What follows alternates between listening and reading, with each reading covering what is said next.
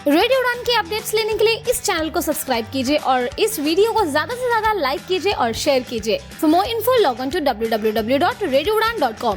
क्या आप एक ऐसे फाइनेंशियल एडवाइजर की तलाश में हैं जो आपकी जरूरतों को सच में समझे? ये हैं देव रखेचा, फाउंडर रखेचा फिनसर्व। ये भी विजुअली इम्पेयर्ड हैं, इसलिए इन्हें पता है कि फाइनेंशियल प्लानिंग में एक्सेसिबिलिटी कितनी जरूरी होती है। रखेचा फिनसर्व में हम आपके लिए mutual funds, bonds, unlisted shares और ऑल्टरनेट इन्वेस्टमेंट्स जैसे ऑप्शंस के साथ एक्सेसिबल इन्वेस्टमेंट सॉल्यूशंस देते हैं ताकि आप कॉन्फिडेंटली अपनी फाइनेंशियल फ्रीडम की तरफ बढ़ सकें। अगर आप भी अपने पैसे को सही दिशा देना चाहते हैं तो आज ही जुड़िए रखेचा फिनसर्व के साथ। रखेचा Finserv, investing made accessible for everyone. Call 9748976371 to start investing with us.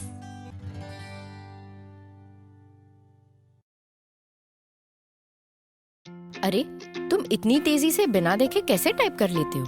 कोई साथ बैठा है क्या? नहीं यार, अब मुझे किसी की जरूरत नहीं। मेरे पास है स्वलेखन typing tutor. स्वलेखन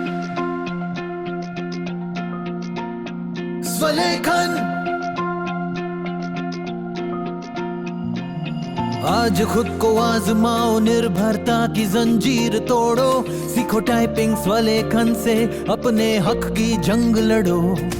Marathi, Hindi, English सब एक ऐप में फ्री, 78 मजेदार लेसन्स से सीखना हुआ इजी। स्वलेखन से आपके विचार अब बने पहचान, स्वलेखन से लिखो खुद और छू लो आसमान। स्वलेखन।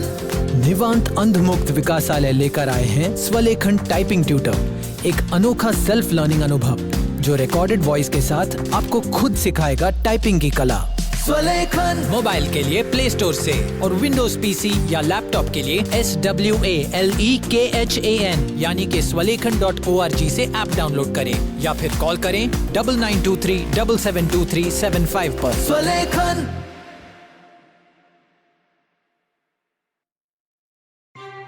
जी दोस्तों, नमस्कार, आदाब, सत श्री अकाल। मैं दानिश महाजन प्रोग्राम बदलता दौर में आपका स्वागत करता हूं। आज बदलता दौर में हम एक क्रिटिकल टॉपिक पे डिस्कशन करेंगे। ये शो हम निवांत अंध मुक्त विकासालय के साथ कोलैबोरेशन में कर रहे हैं। हमारे पार्टनर भी हैं और ये टॉपिक स्टूडेंट के लिए बहुत इंपॉर्टेंट है।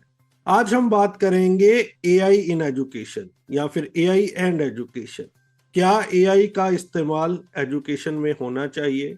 क्या उससे चीटिंग के चांस बढ़ेंगे? क्या इंडिपेंडेंस मिलेगी? कई सवाल है, किस तरह के एआई को अलाउ करना चाहिए, नहीं करना चाहिए, और क्या वो ऑलरेडी यूज हो रहा है? इन तमाम सवालों पर आज हम बात करेंगे। निवांत की पूरी टीम है हमारे साथ।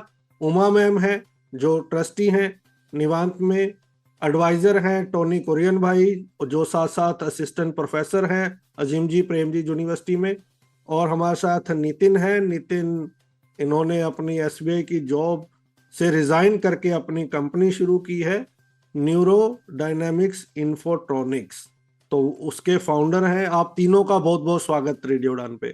Thank you sir. Thank you Danish. Uma ma'am, आपसे शुरू करते हैं हम। सबसे पहले तो एआई का बहुत प्रचलन है, अब तो काफी चैटबॉट, कई चीजें चल रही हैं। तो निवांत में आपने काफी प्रोग्राम्स रन किए हैं फॉर पर्सन्स विद डिसेबिलिटीज। आप कैसे देखती हैं जो एआई का इनकॉर्पोरेशन हो रहा है अब, पर्टिकुलरली एजुकेशन में? What are your opening remarks? Right Danish ji, मुझे ये बहुत ही अमेजिंग पीरियड लग रहा है हमारे लाइफ का। जैसे एक इंटरनेट रेवोल्यूशन आया था हमारी जिंदगी में, वैसे अभी हम एआई रेवोल्यूशन देख रहे हैं और रोज कुछ इसमें नई बातें आ रही है, कुछ नया सुनने को मिल रहा है, कोई नया सॉफ्टवेयर यूज करने को मिल रहा है। ऑब्वियसली इसमें बहुत सारे प्रोज है और विजुअली इम्पेयर्ड इंडिविजुअल्स के लिए तो बहुत ही प्रोज है, पर उसके साथ एजुकेशनल फील्ड में मुझे कुछ कॉन्स लगते हैं। तो पहले मैं जहाँ पे हम यूज कर रहे हैं एआई उसके बात करती हूँ। फर्स्ट, यानी जो ओसीआर है वो कंप्लीटली डेमोक्रेटाइज हो गया है। वो इतना बढ़िया तरह से कोई भी एआई ताकि वो ओपन एआई हो या जेमिनाई हो या क्लॉड हो, OCR has become so easy कि हम एक फोटो ले या scan they, it is immediately giving us the correct information from the written content. तो फॉर एग्जाम्पल कुछ कुछ स्कूल्स से हमें क्वेश्चन पेपर्स जो आते हैं, जो हम स्वलेखन टेस्ट में अपलोड कर रहे हैं, जहाँ पे वो स्कूल्स के टीचर्स डिजिटली लिटरेट ना हो, वो हमें प्रिंटेड फॉर्म में आते हैं या वो प्रिंटेड फॉर्म के फोटो में आते हैं। वो भी हम OCR करके क्वेश्चन पेपर्स बनाने शुरू कर दिया हमने। It is very easy. In fact हम स्वलेखन टेस्ट में ही वो इनकॉर्पोरेट करने वाले हैं कि कोई टीचर्स एक पिक्चर ले ले और वो ऑटो पॉपुलेट हो जाए सारे क्वेश्चंस स्वलेखन टेस्ट में एग्जाम्स के लिए।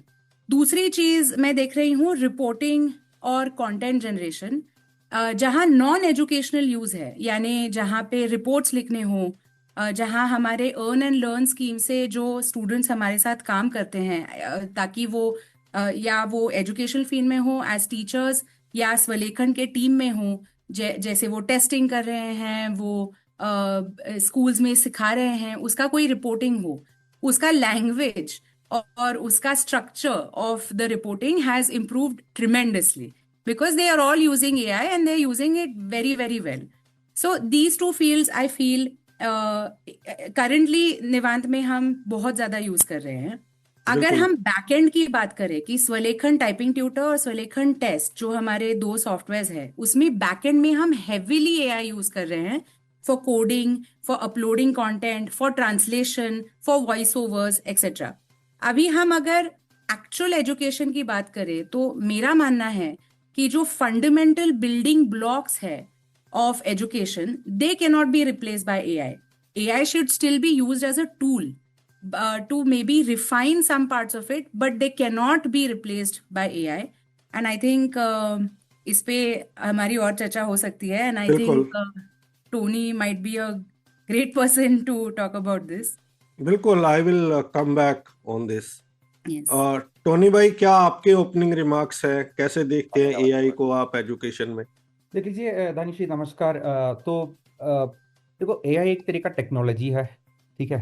तो जब हम लुई ब्रेल की बात करें, तो जब लुई ब्रेल ने ब्रेल इन्वेंट किया तो बहुत सारे लोग उनको कहा कि देखो ये क्या घटिया टेक्नोलॉजी चीज़ है, मतलब इसकी वजह से ब्लाइंड लोगों को बहुत दिक्कत हो सकती है. ताकि लुई ब्रेल इन्वेंट करने की पहले और कुछ अलग सिस्टम था, कुछ it's not a great system but कुछ तो कर रहा था, ठीक है.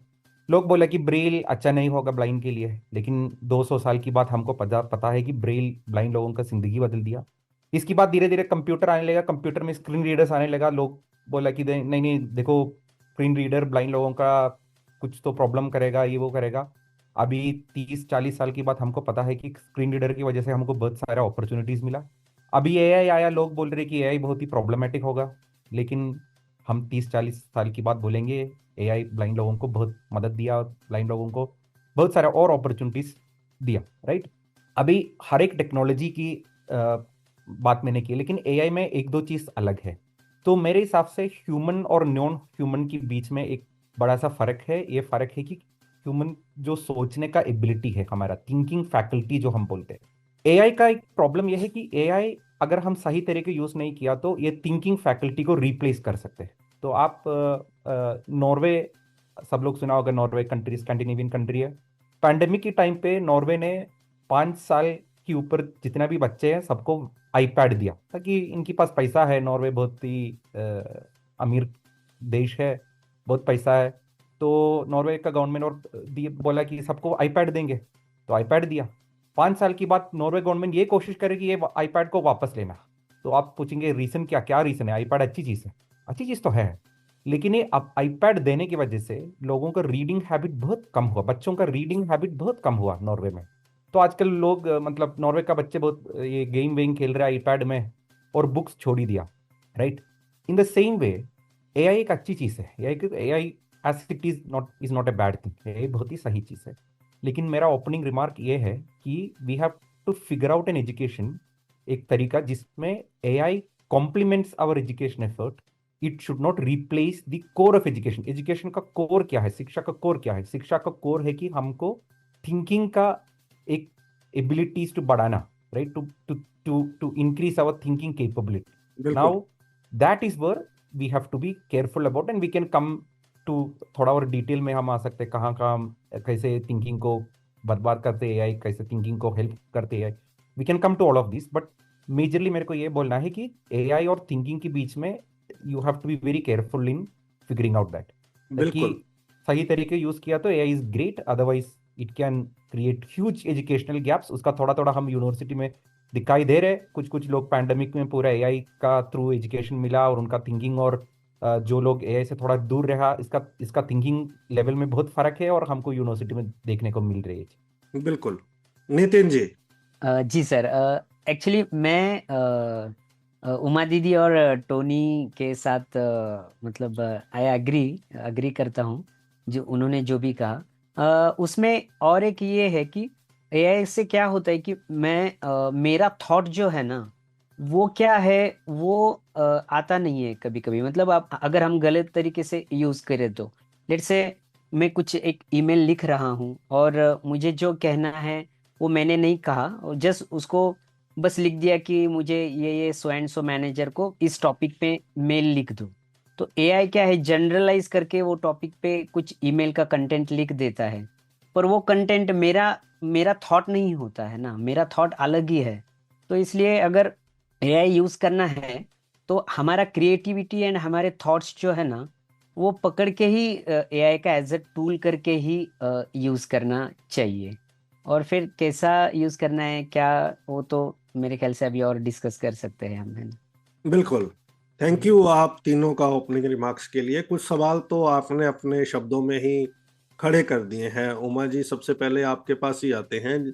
ये बताएं कि जब टोनी भाई ने बात की ब्रेल की, ब्रेल एक सपोर्टिव सिस्टम था, असिस्टिव सिस्टम था. उसके बाद हमने स्क्रीन रीडर की बात की, वो भी असिस्टिव एक टेक्नोलॉजी थी. लेकिन एआई ऐसा नहीं है. ये असिस्टिव के साथ साथ बहुत क्रिएटिव भी हो सकता है, डिसरप्टिव भी हो सकता है. एक एग्जांपल उन्होंने रीडिंग की थी कि रीडिंग हैबिट चली जाती है. दूसरी है क्रिएटिविटी, जो नितिन ने अभी बात की, आपकी क्रिएटिविटी को हैम्पर कर देता है. तीसरा, एआई मॉडल आजकल ऑफलाइन ऑनलाइन ऐसे आ रहे हैं कि हमें कैसे रिस्ट्रिक्ट करेंगे. एजुकेशन में ब्रेल की जब बात होती थी तो तब सबसे बड़ी जो प्रॉब्लम लोग कहते थे कि ब्रेल जो नहीं सीखते उनकी स्पेलिंग जो होते हैं वो अच्छे नहीं होते हैं. राइट. एआई से तो स्पेलिंग बड़ी दूर की बात है, कंटेंट क्रिएटिविटी पे क्वेश्चन मार्क आ जाएगा, क्योंकि हर कोई थोड़ा सा डालता है, चैट जीपीटी पे, जेमिनी पे निकल के आ जाता है. और दूसरा पक्ष ये है कि लोग एआई के कंटेंट को 100% ट्रुथ मान लेते हैं, जबकि इसमें आप देखोगे बहुत मिस्टेक्स आती हैं. जी. तो आप हमें थोड़ा सा और एलैबोरेट करें कि क्या एआई को एजुकेशन में जब हम बात करते हैं क्लासरूम की एक्सेसिबिलिटी में यूज करना चाहिए, टीचर्स भी उस तरह से ट्रेन होने चाहिए, स्टूडेंट्स के लिए कैसे ये बेनिफिशियल है, किन एरियाज में हमें इसे यूज करना चाहिए और किन एरियाज में बच के रहना चाहिए, जो टोनी भाई ने सवाल उठाया था. राइट. दानिश जी, ये जो सवाल है ये मेरे पास तो बहुत आता है, क्योंकि हम तो कह रहे हैं कि आप टाइपिंग सिखाइए, यानी जो एक फंडामेंटल स्किल है, एक लाइफ स्किल मैं कहूंगी कि हम टाइपिंग सीखेंगे तो हम साइटेड भाषा में लिखने के लिए तैयार रहेंगे और हमारा जो ये बैरियर है विजुअल इम्पेयर्ड वर्ल्ड का और साइटेड वर्ल्ड का, ये मिट जाएगा. क्योंकि हम एक स्क्रिप्ट में लिख रहे हैं जो ब्लाइंड सुन सकते हैं और साइटेड देख सकते हैं. तो फिर लोग पूछते हैं कि क्यों अभी एआई आ रहा है तो फिर लिखने की क्या जरूरत है, हम तो एआई को प्रॉम्प्ट दे देंगे, वो भी स्पीच टू टेक्स्ट, और एआई सब लिख देगा. एक तो फर्स्ट ऑफ ऑल एआई काफी जेनेरिक लिखता है, जैसे नितिन ने कहा कि वो आपके थॉट्स है या नहीं है कुछ पता नहीं, क्योंकि एआई जेनेरिक लिखता है, इनएक्यूरेसी काफी ज्यादा है और वो शायद इम्प्रूव होता रहेगा ओवर टाइम. और एआई खुद के मन से भी कुछ बोल देता है विच मे और may not be true.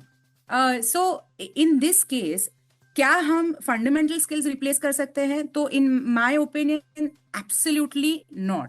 In fact मेरा कहना है कि 10th स्टैंडर्ड तक there should be very limited use of AI given to blind children, जहाँ पे may be they are using AI to do some kind of programming skills, learn some kind of programming skills, या वो language improvement के लिए AI से chat कर रहे हैं और उनके इनफैक्ट स्पेलिंग्स और लैंग्वेज और रिफाइन हो रही है. These are some examples that I can think of. पर अगर हम कहें कि हम टाइपिंग रिप्लेस कर दे और सब कुछ एआई करेगा, तो I don't agree with this at all. And कोई एजुकेटर्स इससे अग्री नहीं करेंगे, क्योंकि जैसे आपने कहा, स्टूडेंट्स की लैंग्वेज स्किल्स, उनकी mathematics skills which are already not very great in the visually impaired world, वो Yes. और भी खराब होती रहेंगी. And we will not be able to achieve the excellence that we are expecting the students to have जब वो adults बनेंगे तब. बिल्कुल. टोनी भाई, आप इसी प्रोफेशन में हैं, आप कुछ बताने भी वाले हैं कि कोविड के बाद क्या इम्पैक्ट रहा, तो थोड़ा एलैबोरेट करके बताएं कि क्या आपको लगता है अगर एआई को हमें इनकॉर्पोरेट करना है तो there should be some set of rules, regulations, और कौन से एरियाज है जहां बिल्कुल अलाउड नहीं करना चाहिए, या कौन से वो एरियाज हैं जहां पे स्कोप है, इससे हमारा इम्प्रूवमेंट होगा? जी जी, थैंक यू. तो देखो, आज के हिसाब से हमारे यूनिवर्सिटी में एक रूल है कि 40% असेसमेंट, या एक जो बोलते हैं एक कोर्स का असेसमेंट का 40% in class pen and paper में होना चाहिए. ठीक है, इसका मतलब है कि हम एक कोर्स को 100 मार्क का कोर्स है, उसमें 40 mark in class pen and paper में ही करना चाहिए. तो हमारे जैसे एक यूनिवर्सिटी क्यों ऐसे वाला रूल लेके आया, राइट? ये एक इंपॉर्टेंट क्वेश्चन है. तो देख लीजिए, ह्यूमन को, जो मैंने पहले बोला, ह्यूमन और नॉन ह्यूमन के बीच में बड़ा फर्क ये है कि हमारा एबिलिटी टू थिंक, और when do we think, how do we think, right? इसका सबसे इंपॉर्टेंट माध्यम है राइटिंग, राइट? तो आप एक छोटा सा एग्जाम्पल ले लीजिए. आपको मैंने बोला धानिश भाई, तो कि कहने एक टॉपिक दिया, मान लो एनवायरमेंटल पोल्यूशन, इसके बारे में थोड़ा 5 मिनट बोलो. आप 5 मिनट बोला, मैं उसका पूरा रिकॉर्ड किया और उसका ट्रांसक्रिप्ट निकाला, और मैं आपको बोला कि भाई एनवायरमेंटल पोल्यूशन के बारे में 500 वर्ड लिखो, और आप 500 वर्ड लिखा. ये दोनों चीज़ के बीच में बहुत फर्क होगा. आप सेम इंसान है, आपकी बात दोनों है, एक बोलने का चीज़, दूसरा लिखने का चीज़, लेकिन मैं आपको लिख के दे रहा हूँ कि ये दोनों के बीच में बहुत फर्क लगेगा, बहुत फर्क पड़ेगा. रीज़न ये है कि जब आप बात करते हैं ना, आप ज़्यादा सोचते नहीं है, राइट? एज इंसान हम सोच नहीं सकते, मतलब हम इतना फास्ट बात कर रहे हैं, तो हमारा सोच इतना गहरा नहीं, इतना गंभीर सोच नहीं है. लेकिन व्हेन वी राइट, है ना, एक एक वर्ड के ऊपर हम थोड़ा थोड़ा सोच के ही लिखते हैं. हर वर्ड लिखने में थोड़ा टाइम है, right? And between these words हमारा सोच क्लियर होते जा रहे हैं, and we write with clarity. तो आजकल जो चैनल चर्चा जो होता है, जो न्यूज़ चैनल की चर्चा और अखबार में जो एडिटोरियल आता है, उसके बीच में एक फ़र्क है. क्योंकि न्यूज़पेपर में जो आ रहा है, अखबार में जो एडिटोरियल या ओपिनियन पेज आर्टिकल में आ रहे, उसका ओपिनियन इंटरेस्टिंग आता है और गहरे ओपिनियंस आता है. लेकिन चैनल चर्चा में लोग चिल्ला रहे ताकि बिना सोच के बोल रहे, right? In the same way, if a student lose the ability to write, है, अगर एक स्टूडेंट को लिखने का मौका हम नहीं दे रहे, तो वो स्टूडेंट का सोचने का मौका हम छीन के ले रहे. ये मेरा पहला बात है कि the moment you take away the ability of a student to write, you are taking away the ability of student to think. लिखना एंड सोचना, these are things that you cannot differentiate. A man who think will always write. A man who write will always think. देख लीजिए, ये पहली बात है. दूसरी चीज ये है कि, तो अगेन हम एक एग्जाम्पल लेते हैं वॉइस टाइपिंग का. बहुत सारे ब्लाइंड लोग वॉइस टाइपिंग यूज करते हैं, एंड हमको निवान में बहुत सारे लोग पूछते हैं, जैसे उमा ने बोला कि आप लोग टाइपिंग क्यों सिखा रहे हैं, आजकल सब लोग वॉइस टाइपिंग सिखा रहे हैं. नाउ वॉइस टाइपिंग में बहुत एआई की यूज है. वॉइस टाइपिंग एक अच्छी टेक्नोलॉजी है, मैं भी यूज कर रहा हूँ. बट वेन, अगर मैं एक फ्रेंड को बोल रहे कि I will see you at the dinner, please be there at 8 o'clock, उसमें कुछ सोचने का बात नहीं है, ऐसे बोल सकते, बोल दिया, व्हाट्सएप ने, मतलब गूगल जी बोर्ड ने लिख लिया, सेंड किया. बट अगर मैं एक ईमेल कर रहे किसी को, एक डिटेल्ड ईमेल कर रहे, if I just speak that email out, उसका जो प्रोफेशनल जो टोन है वो चले जाएगा. और इससे आगे अगर मैं एक टॉपिक के ऊपर कुछ एस्से लिख रहे, if I just speak that essay, उसमें जो सोच नहीं आएगा मेरा, राइट? सो बात यह है, it's not about AI is good और not, it's about when to use AI and when not to use AI. मेरे हिसाब से अगर आप वॉइस टाइपिंग वगैरह कर रहे इन योर डेली लाइफ, थोड़ा मैसेज भेजने का, थोड़ा कुछ शॉर्ट, कुछ चीज भेजने, कुछ ईमेल का शॉर्ट रिप्लाई देने का, इट्स ग्रेट थिंग, आपका बहुत टाइम सेव होगा, आसान है, हल्का है, ठीक है, मेहनत नहीं करना है, बहुत सही चीज है। लेकिन अगर if you take that technology to the next level and आप ये सोच रहे हैं कि भाई एक ईमेल की जैसे एक ऐसे भी लिख सकते, then you are losing your ability to think, and we have seen that. तो मेरे हिसाब से एक ब्लाइंड बच्चा, राइट, ब्लाइंड स्टूडेंट, विद्यार्थी में should ideally start to learn in braille, ताकि ब्रेल और स्लो सिस्टम है, टाइपिंग से भी स्लो है, धीरे धीरे ब्रेल थोड़ा सीख लीजिए, इसके बाद कंप्यूटर थोड़ा सीख लीजिए, टाइपिंग सीख लीजिए, after that you come to start using AI, ताकि the tools you need to use AI you already have your ability to think. And एक छोटी सी चीज और एक बोलेंगे, एआई यूज करने में भी people who are able to think will use AI better, right, ताकि एआई को जितना अच्छा प्रॉम्प्ट आप दे देंगे, इतनी अच्छा रिस्पॉन्स आपको एआई दे सकते। सो पर इवन टू यूज आजकल एआई, टोनी भाई दिक्कत ये है ना, प्रॉम्प्ट भी उसी से लिखवा रहे हैं। हाँ, इसका मतलब यह है कि आपका सोच का पूरा कंट्रोल एआई को दिया। नाउ आगे वाला सिचुएशन में, as of now world is divided between people who can who are able to do certain things and who are not able to do certain things. In the future, world will be divided between people who can think and people who cannot think, right? तो बिल्कुल। Thinking and not so thinking people के बीच में फर्क आएगा। Companies ये चाहेंगे कि हमको ये लोग चाहिए जिनके पास सोच है, थिंकिंग फैकल्टी है, राइट? तो from doing faculty we are moving to a world जिसमें कंपनीज सीख रहे कि थिंकिंग फैकल्टी लोगों का, right? And that's what I want to say. Thank you. Nitin ji, क्या ट्विटर रिप्लेस कर देगा एआई? और आपको क्या लगता है कहाँ पे एरियाज है, क्योंकि आप प्रोग्रामर हैं, आप इसी में रहते हैं सारा दिन, तो कौन कौन से एरियाज है जहाँ स्टूडेंट्स, किस एज के स्टूडेंट्स यूज कर सकते हैं और किनको नहीं यूज करना चाहिए?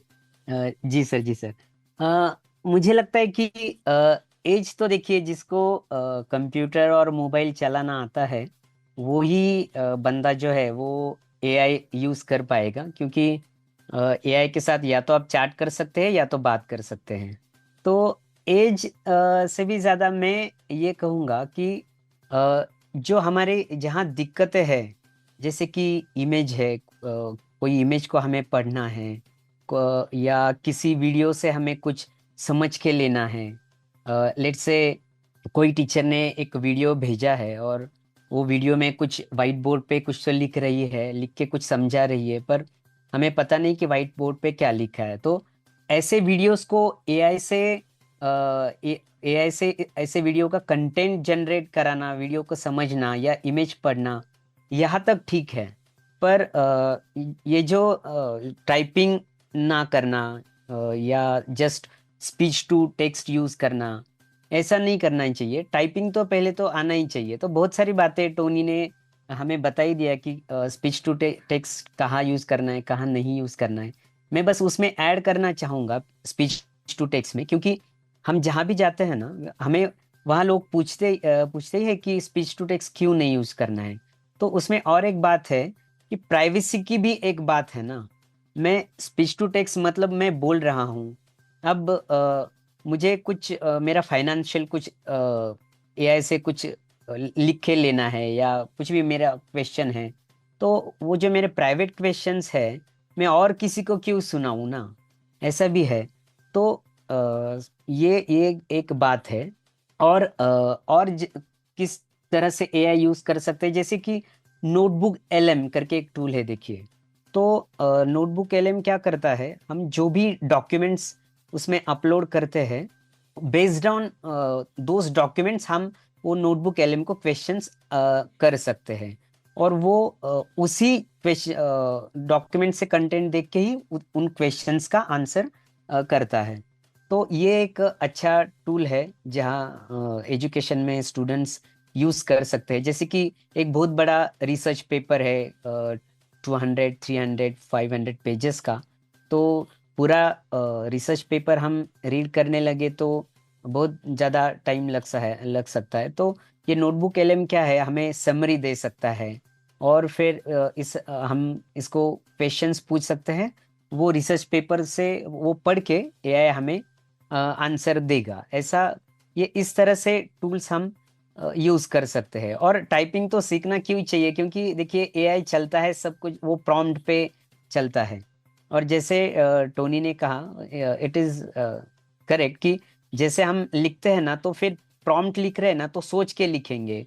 और बड़बड़ करेंगे तो फिर वो हो ही नहीं पाएगा। देखो मैं प्रोग्रामिंग करता हूँ, तो मैं भी जैसे कि 6 मंथ से हुआ, मैं भी एआई कोडिंग के लिए यूज कर रहा हूँ 6 मंथ से। तो मैं बात करके कभी प्रॉम्प्ट नहीं लिख पाया हूँ आज तक एक्चुअल में, क्योंकि मुझे बहुत सारा इश्यूज जो है वो एक्सप्लेन करना पड़ता है। तो मैं टाइप करके ही प्रॉम्प्ट लिखता हूँ।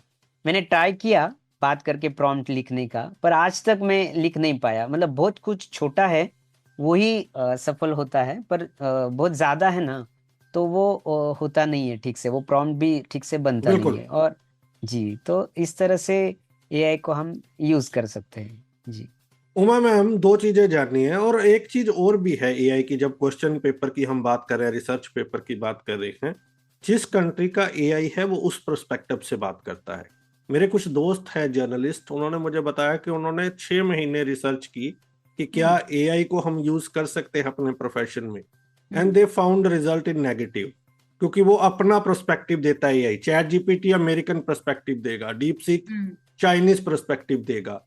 तो देर आर सर्टन प्रोफेशन यहाँ पे ये काम बिल्कुल नहीं आता है, इसको सिर्फ आप ईमेल उमेल लिखवाने के लिए कर सकते हो। मेरे लेकिन आपसे दो अलग सवाल है। एक ये, क्योंकि आप निवांत के माध्यम से बहुत सारे स्कूल्स विजिट करते हैं, वहाँ स्वलेखन के साथ लोगों को जोड़ते हैं, क्या आपने देखा है कहीं पे एआई इंटीग्रेट हो रहा है स्पेशल स्कूल या मेन स्ट्रीम स्कूलों में अभी तक? दूसरा, आपके हिसाब से अभी तक जो आपकी स्टडी है, कौन से टूल्स हैं जो हम यूज कर सकते हैं? राइट।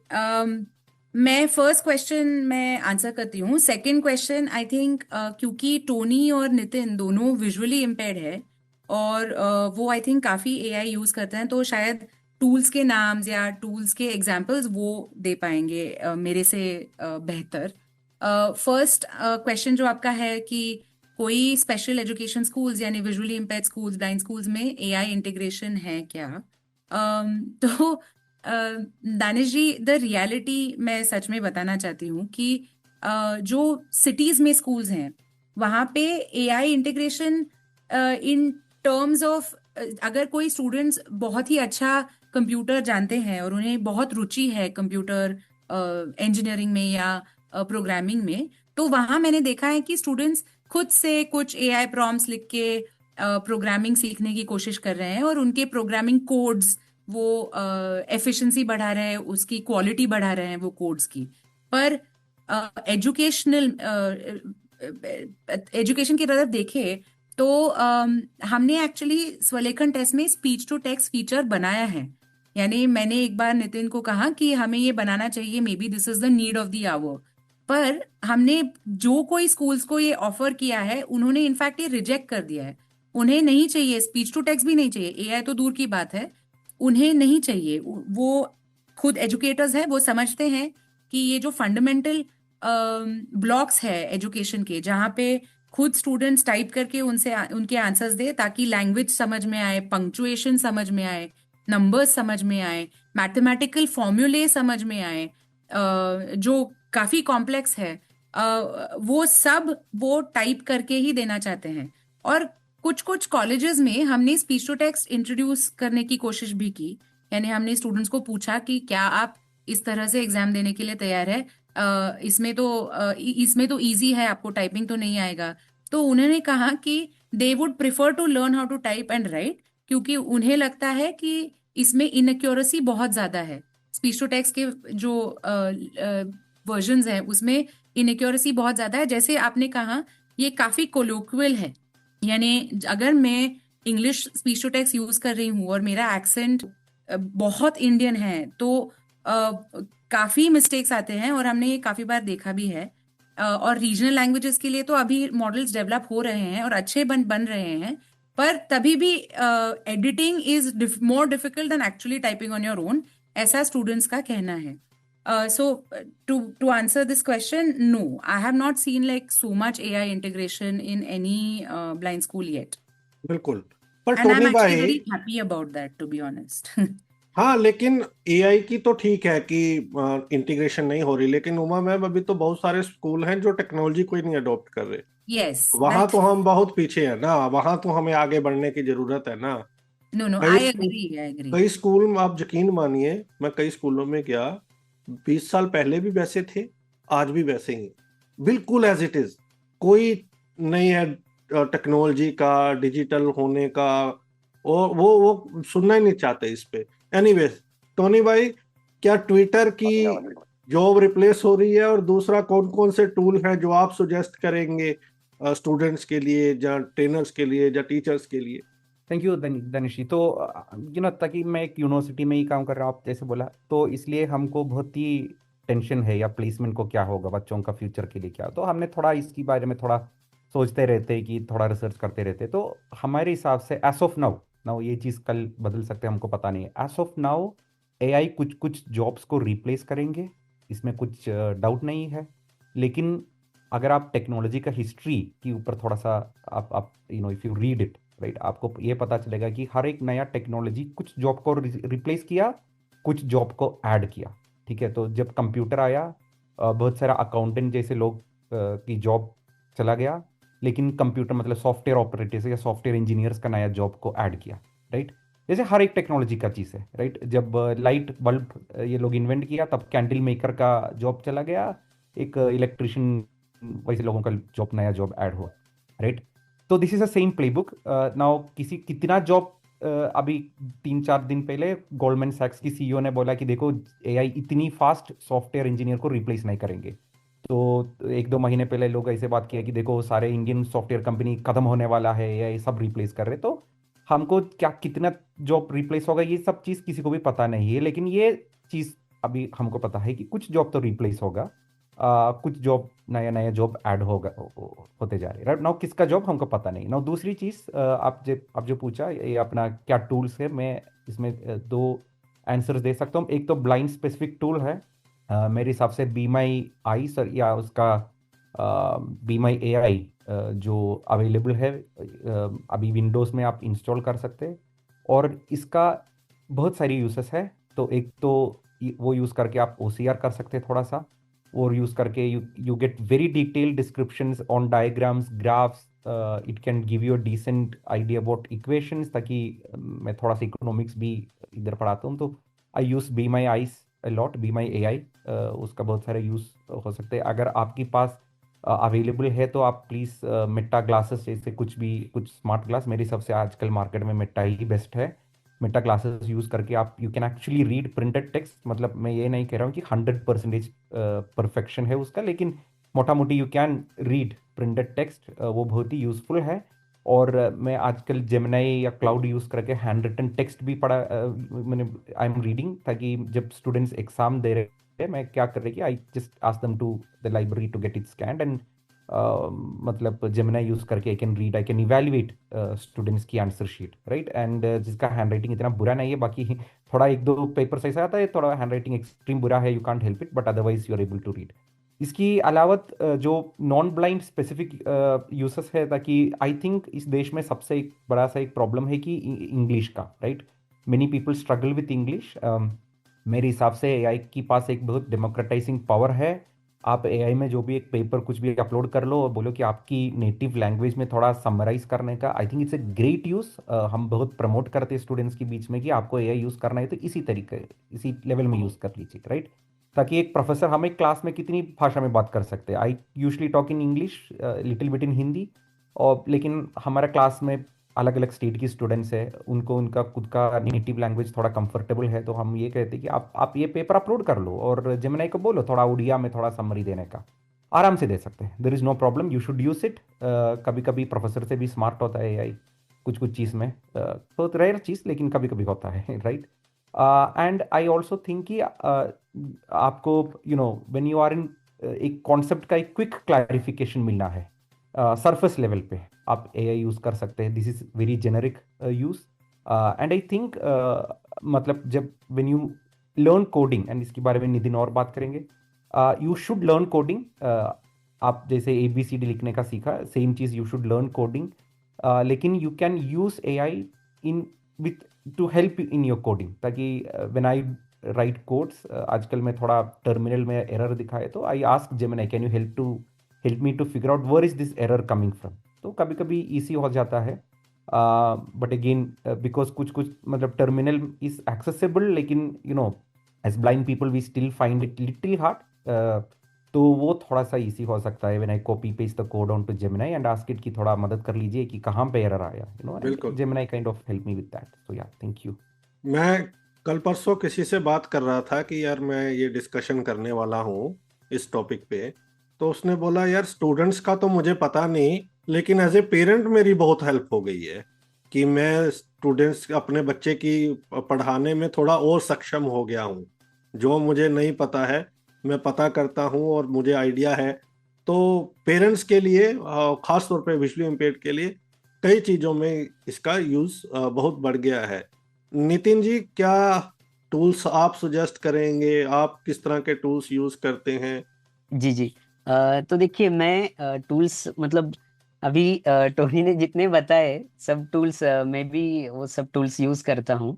पर मैं ऐसा उसको थोड़ा कैटेगराइज करूँगा कि अगर आप विंडोज़ पे काम कर रहे हैं तो मैं कोपायलट रेकमेंड करूँगा यूज़ करने के लिए। वो माइक्रोसॉफ्ट का ही है।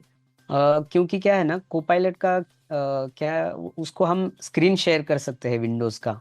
तो जो टोनी ने बताया ना कि कोई हम इक्वेशन है, कोई ग्राफ समझ के लेना है, तो हम कोपायलट में क्या है सीधा अपना स्क्रीन शेयर कर सकते हैं, ब्राउज़र शेयर कर सकते हैं। लेट्स से व्हाट्सएप का स्क्रीन शेयर कर सकते हैं। मैं ये क्यों बोल रहा हूँ, क्योंकि मैं जब काम करता हूँ क्लाइंट के साथ बात करता हूँ, या मेरे जो कलीग्स है वो मुझे कुछ एरर जो है वो लोग क्या करते हैं कि वो एक स्क्रीनशॉट निकाल के मुझे भेजते हैं। तो वो या तो मुझे गूगल चैट पे भेजते हैं या तो व्हाट्सएप पे भेजते हैं। तो मैं काम करता हूँ लैपटॉप पे, तो फिर मैं क्या करता हूँ वो स्क्रीनशॉट जो है वो कोपायलट के साथ शेयर करता हूँ और कोपायलट मुझे बता देता है जो भी एरर है व्हाटएवर। तो मैं उस हिसाब से कर लेता हूँ चीज़ें। फिर अगर फ़ोन की बात की जाए तो जेमिनाई जो है वो बहुत अच्छा है फ़ोन पे। 2-3 चीज़ें हैं, जैसे कि फ़ोन पे जेमिनाई है, उसके साथ हम स्क्रीन शेयर कर सकते हैं फ़ोन का। अगेन वो हमें एक एडवांटेज है, जहाँ हम पिक्चर्स वगैरह फ़ोन पे जो भी है फ़ोटोज़ वो देख सकते हैं। और जैसे आपने पेरेंट्स का कहा, तो मेरा फ्रेंड है, उसकी बेटी है, 10 इयर्स की है वो। तो वो लिखती है, पर वो क्या लिखती है वो हमें पहले तो पता ही नहीं चलता था। तो हम कैसे वो इनविजन का जो सॉफ्टवेयर आता था पहले, उससे फोटो निकाल के हम वो पढ़ते थे, पर वो उसका एक्यूरेसी है वो उतना आता भी नहीं था। और फिर वो बहुत कुछ छोड़ भी देती थी, बच्ची है तो छोटी है तो वो उसको जितना मन करे उतना ही लिखती थी और बाकी छोड़ देती थी, तो उतना पता नहीं चलता था।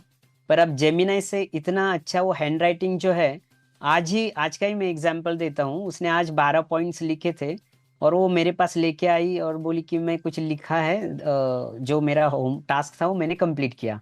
मैंने सीधा जेमिनाई ओपन किया और वो 12 का 12 पॉइंट्स जो है वो जेमिनाई ने मुझे एग्जैक्ट वो पढ़ के बताया, हैंड रिटन टेक्स्ट। तो इतना अच्छा पेरेंट्स के लिए है। और जैसे ब्लाइंड का आपको पता है कि मैथ्स का हम सीखते हैं, 10th को भी 7th का ही मैथ्स सीखते हैं, तो हमें ज़्यादा मैथ्स पता नहीं होता। तो वो भी जेमिनाई से पहले समझ के लेते हैं कि क्या कॉन्सेप्ट है क्या नहीं, और फिर बच्चे के साथ बात कर सकते हैं। तो ऐसा ये जो है विंडोज़ पे कोपायलट, एंड इसमें फ़ोन पे जेमिनाई मैं रिकमेंड करूँगा। और तीसरी बात है जो कोडिंग का कहा टोनी ने, तो मैं कोडिंग के लिए वीएस कोड रिकमेंड करूँगा। वीएस कोड एक सॉफ्टवेयर है जिससे हम कोड कर सकते हैं। विजुअल स्टूडियो कोड पूरा नाम है सॉफ्टवेयर का। वो माइक्रोसॉफ्ट का ही सॉफ्टवेयर है, ओपन सोर्स है, फ्री है। वो क्या, उसमें क्या है ना, पहले तो माइक्रोसॉफ्ट ने एक्सेसिबिलिटी के लिए बहुत उस पर ध्यान दिया है। वो टोटल सॉफ्टवेयर एक्सेसिबल है। पूरा टर्मिनल जो है हम पढ़ सकते हैं वीएस कोड में। टर्मिनल एक्चुअली इतना एक्सेसिबल नहीं होता है, पर वीएस कोड में माइक्रोसॉफ्ट ने एक्सेसिबल व्यू करके एक कॉन्सेप्ट इंट्रोड्यूस किया है। तो जिससे हम चार्ट विंडो है या टर्मिनल विंडो है, उसका कंटेंट जो है वो हम वो एक्सेसिबल व्यू में देख सकते हैं। तो प्रोग्रामिंग के लिए वो बहुत अच्छा है। और VS कोड के साथ में अगेन गिटहब कोपायलट करके जो है, कोपायलट का ही एक वर्जन है कोड के लिए, प्रोग्रामिंग के लिए, वो मैं रेकमेंड करूंगा। मैं इसलिए रेकमेंड करूंगा कि वो बहुत एक्सेसिबल है। क्लॉड का अपना अपना है सॉफ्टवेयर, तो वो इतना एक्सेसिबल मेरे हिसाब से नहीं है। जितना मैंने यूज़ किया है उतना तो मुझे वो ज़्यादा एक्सेसिबल नहीं लगा।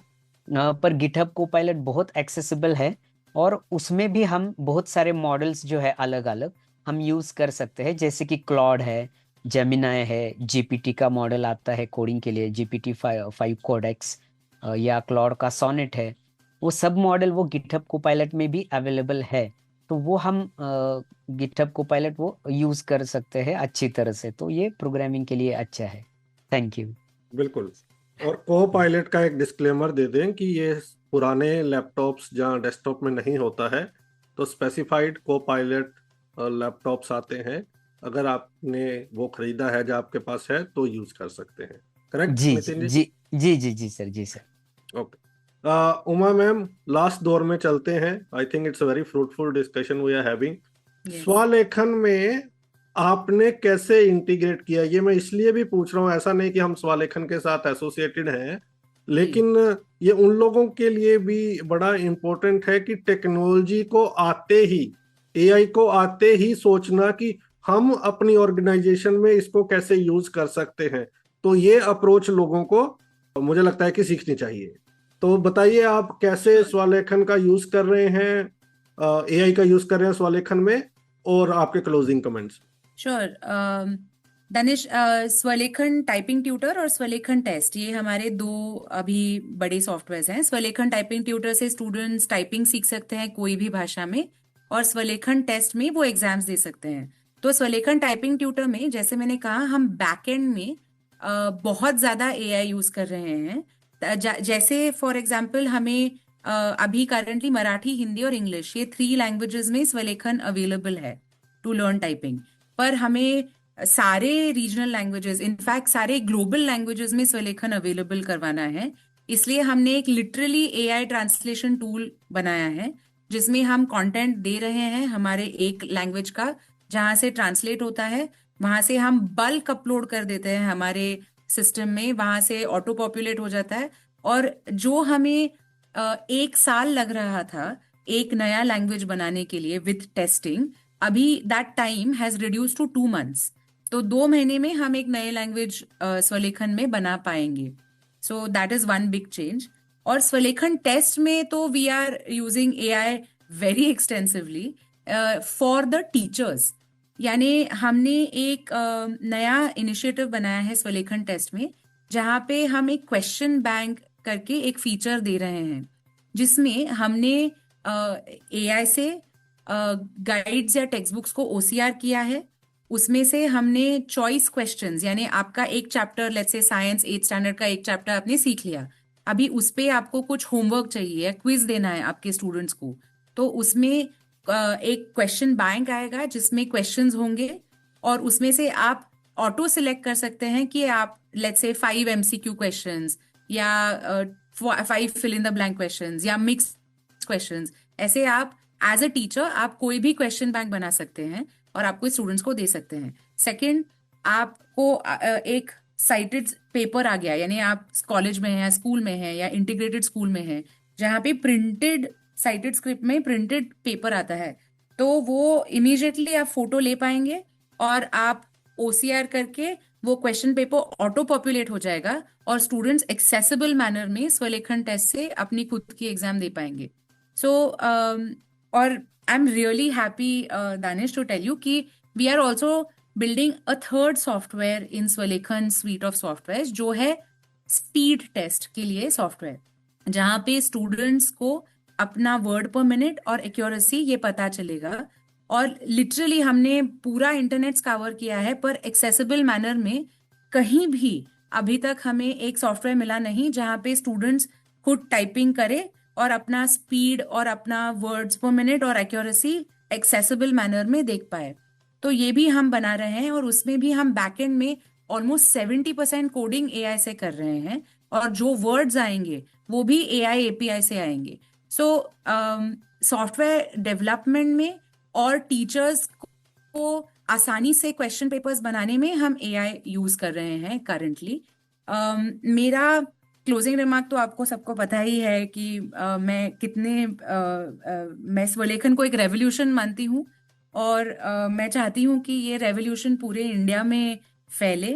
और मेरा ये मानना है कि जैसे नितिन ने अपना बैंक का जॉब छोड़ के वो प्रोग्रामिंग में उसको रुचि थी तो वो आ गया, मैं चाहती हूँ कि और बहुत सारे blind students programming as a skill सीखे और एआई टूल्स यूज करके वो अपने प्रोग्रामिंग स्किल्स होन करे, बढ़िया बनाए, और सॉफ्टवेयर वर्ल्ड में उन्हें जॉब्स मिले।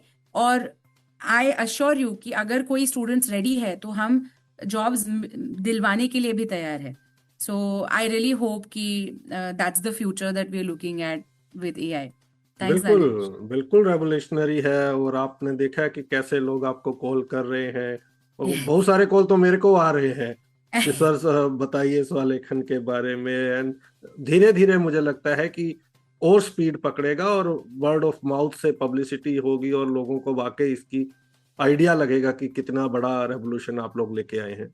और टोनी भाई, क्या क्लोजिंग कमेंट्स रहेंगे?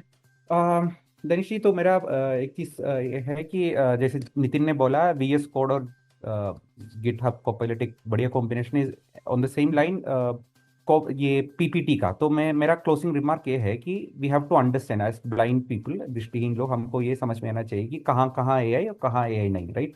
तो एक PPT बनाना है तो कंटेंट आप कर लीजिए, कंटेंट आप AI को मत दे दीजिए, लाइक कंटेंट खुद लिख लीजिए और PPT में डाल के AI को बोलो कि का फॉर्मेट टी करके दो। देखो हमारा दिक्कत क्या है, हमारा दिक्कत यह है कि हमको वी कांट सी कि वो स्क्रीन में कैसे फॉर्मेटिंग की कुछ प्रॉब्लम आ रहे, फॉर्मेटिंग का कुछ दिक्कत है क्या नहीं। ये सब चीज आप AI से करवा लीजिए, कुछ प्रॉब्लम नहीं, ये सही चीज है, राइट। ताकि AI एक टूल है, एक असिस्टिव टूल की जैसे हम देखना है। तो फॉर्मेटिंग जैसी चीज है जहाँ पे विजन का जो भी चैलेंज आता है, ये सब चीज में आप AI यूज कर लीजिए। बाकी जो चीज अपना कंटेंट वगैरह हम एज फार एज पॉसिबल हम खुद करना चाहिए। एंड मेरा लास्ट रिमार्क ये है कि देखो AI को एक दोस्त की जैसे मान लीजिए, AI का मदद ले लीजिए, लेकिन AI आपका सोच वो आपके पास रख लीजिए please. Don't give your ability to think with AI। And जैसे मैंने पहले से बोल रहा हूँ कि your ability to think grows as you write, right. आप जितना आप लिख सकते हैं खुद उतना लिख लीजिए, and with that you will sustain your ability to think. और लोग बोलते हैं कि थिंक बिफोर यू स्पीक, तो मैं थोड़ा ट्वीक करके बोल रहा हूँ, राइट बिफोर यू स्पीक। इसका मतलब ये है कि learn writing before you learn to speak with AI के साथ लिख के बात करना पहला सीख लीजिए। आप ऐसे before you use voice based prompt, please start to use written based prompt if you want to interact with AI। नहीं तो कल आप क्या सोचना है, कैसे सोचना है, आपका ओपिनियन क्या है, आपका क्या क्या जॉब आप कर सकते हैं, सब AI विल डिटरमाइन। उसकी पहले आप आपकी सोच को थोड़ा keep that as your priority and write before you speak. And as Uma will definitely say in the last line, आपको राइटिंग सीखना है तो we are more than happy to have you use Swalekhan. तो हम AI की, we are not against AI। हमको लगता है कि स्वलेखन की डेवलपमेंट में भी हम AI यूज कर रहे हैं, and people also should use AI। लेकिन हमारा बात यह है कि don't replace your thinking with AI, और उसके लिए सबसे बेस्ट मेथड है start to think, that means start to write. Thank you. Thanks. बिल्कुल नितिन जी, आपके क्लोजिंग कमेंट्स। जी जी। मेरा ये है कि सबने कहा ही है, फिर एक बार दोहराता हूँ कि कॉन्सेप्ट समझने के लिए या प्रैक्टिकल्स के लिए बिल्कुल AI नहीं यूज़ करना चाहिए, खुद ब खुद सब कुछ सीखना चाहिए, कॉन्सेप्ट्स ठीक से समझ के लेना चाहिए। जो फॉर्मूलाज है या साइंस में जो आता है, जो एक्सपेरिमेंट्स वगैरह होते हैं, तो AI से मत रट लीजिए, उसको प्रैक्टिकली जो चीज़ करनी है उसको करके ही देख लीजिए। और दूसरा, मैं ये बार बार ये मैं भी क्यों कह रहा था कि प्रॉम्प्ट टाइप करके लिखो, क्योंकि मैं बोलते बोलते भूल गया और एक बताना कि AI को प्रॉम्प्ट लिखने का भी एक तरीका है अलग सा।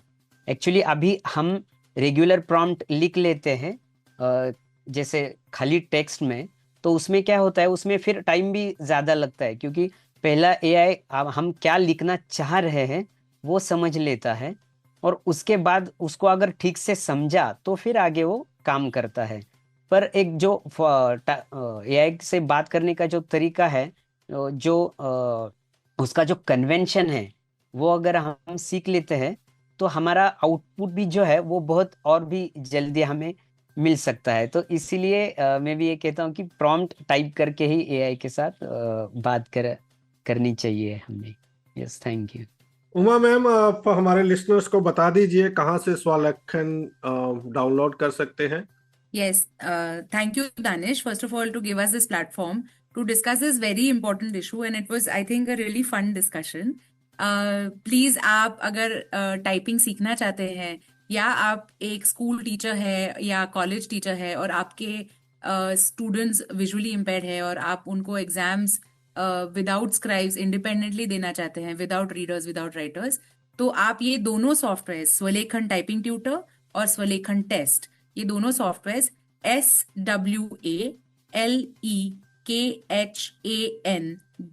swalekan.org, इस लिंक से आप दोनों सॉफ्टवेयर यूज कर सकते हैं। या आपके पास कंप्यूटर्स नहीं हो या लैपटॉप्स नहीं हो, डेस्कटॉप्स नहीं हो, तो आप मोबाइल पे भी स्वलेखन टाइपिंग ट्यूटर से टाइपिंग सीख सकते हैं with an OTG and physical keyboard.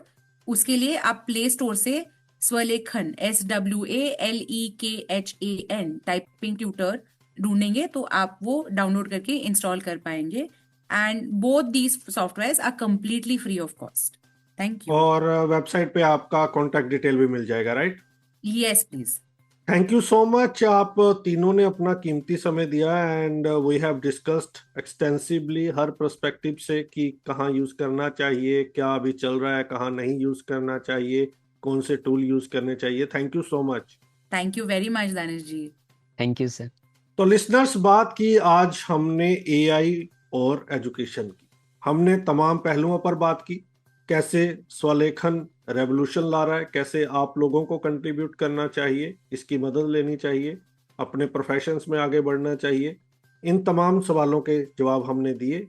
आप भी स्वलेखन यूज करें। अगले सप्ताह मुलाकात होगी किसी और पर्सनैलिटी के साथ। दीजिए इजाजत, सुनते रहिए radio Udaan, flight to flight. Bye bye. मिलिए रखेचा फिनसर्व की फाउंडर और शक्ति मेघा रखेचा से, जिनका मानना है कि अक्सर लिमिटेशंस आंखों से नहीं सोच से बनती हैं, और इसी सोच की वजह से कई लोग, खासकर जो ब्लाइंड या विजुअली इम्पेयर्ड हैं, उन्हें फाइनेंशियल सर्विसेज से दूर रखा गया है। सबसे ज्यादा मुश्किल होता है हेल्थ इंश्योरेंस और टर्म इंश्योरेंस लेना। जहां प्रोटेक्शन सबसे जरूरी है, वहीं एक्सेस सबसे कम दिया गया है। लेकिन अब नहीं, रखेचा फिनसर्व के साथ हम सिर्फ पॉलिसीज नहीं देते, हम देते हैं समझ, रिस्पेक्ट और इक्वल अपॉर्चुनिटी। हम इंश्योर करते हैं कि आपको मिले सही health insurance, reliable term insurance और पूरी फाइनेंशियल सिक्योरिटी बिना किसी बायस के, क्योंकि हम मानते हैं आपका हक किसी से कम नहीं। तो इंतजार क्यों? आज ही जुड़िए रखेचा फिनसर्व के साथ। कॉल और WhatsApp 9711154808 to get insured. Rakecha FinServ, financial planning for everyone without barrier.